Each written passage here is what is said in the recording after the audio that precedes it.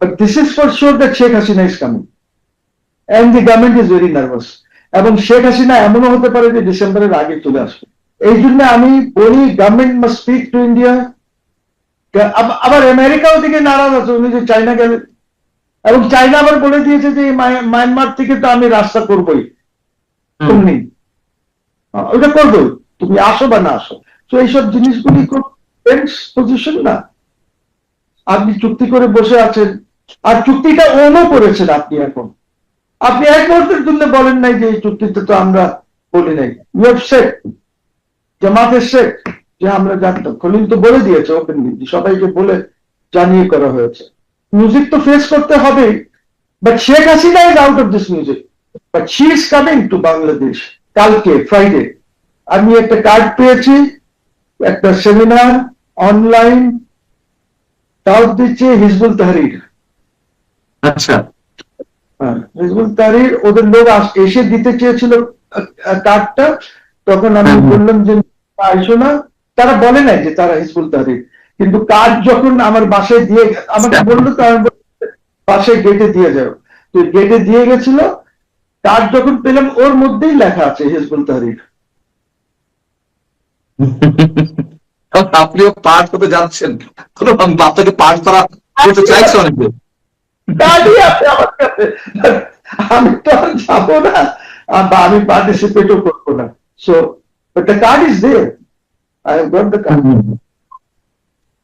আপনার কাছে শেষ প্রশ্ন, মানে একটু আপনার ফোরকাস্টিংটা জানতে চাই।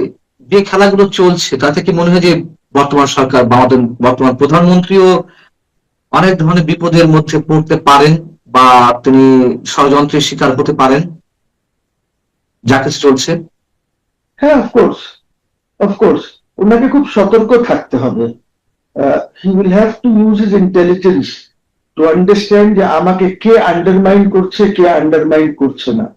বুঝি, বিকজ ওনার cabinet is very week.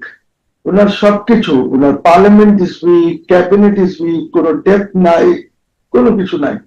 So ওনাকে খুব কেয়ারফুল। এই যে আপনি জাস্ট দেখেন চ্যানেল ওয়ানে যে ওর ব্যাপারে যে কথা কালকে না পরশু যেটা টেলিকাস্ট করা হলো, ওই যে বগুড়ার যে মন্ত্রী আছে, স্টেট মিনিস্টার প্রতিমন্ত্রী মীর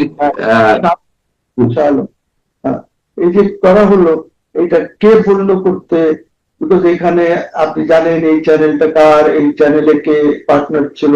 এটা তো আজকের চ্যানেল না, এই চ্যানেল তো আগে করা হয়েছে 2001 এর পরে। সো এই যে জিনিসটা আছে, এটা কোথায় কে কনস্পিরেসি করছে, কে কাকে কিভাবে দেখাতে চাচ্ছে, সো এই বিপদগুলি তো আছে, এই বিপদগুলি তো আছে। আপনি একটা ইউনিয়ন পরিষদের চেয়ারম্যানকে এনে স্টেট মিনিস্টার করেছেন, সে সব ব্যবসা করছে, শুধু এই নিজের মিনিস্ট্রিতে না, অন্য মিনিস্ট্রিতে করছে। এটা তো আমার প্রধানমন্ত্রী, যাকে আমি খুব ভালোবাসি, ওর তো I like Tarek Rahman very much. He is a very witty person, simple person, কিন্তু ওনার এই যদি এই ইন্টেলেকচুয়াল ফরওয়ার্ডটা না থাকে টু আন্ডারস্ট্যান্ড দ্যাট আমাকে কে আন্ডারমাইন করছে, কোথেকে আমি আন্ডারমাইন হচ্ছি, কোথায়। বিকজ এখন তো দেখেন he is not in the, এটা তো এখন পার্টি না।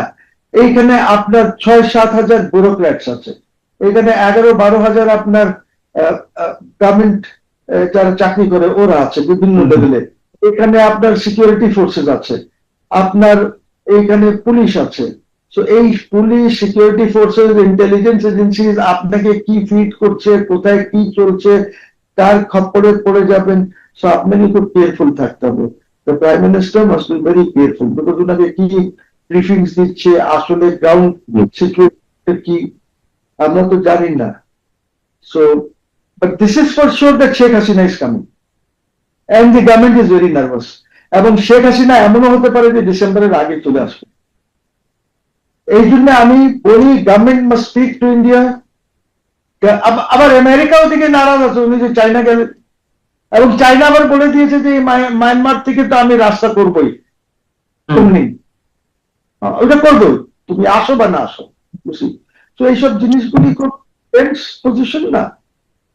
আপনি চুক্তি করে বসে আছেন, আর চুক্তিটা ওনও করেছেন আপনি। এখন আপনি এক মুহূর্তের জন্য বলেন নাই যে এই চুক্তিতে তো আমরা বলি নাই। ইউ হ্যাভ সেড, জামাতের শেখ যে আমরা জানতাম, খলিল তো বলে দিয়েছে ওপেনলি, সবাইকে বলে জানিয়ে করা হয়েছে। মিউজিক তো ফেস করতে হবেই, but Sheikh Hasina is out of this music. আচ্ছা, Sheikh Hasina is out of this music totally, but she is coming to Bangladesh.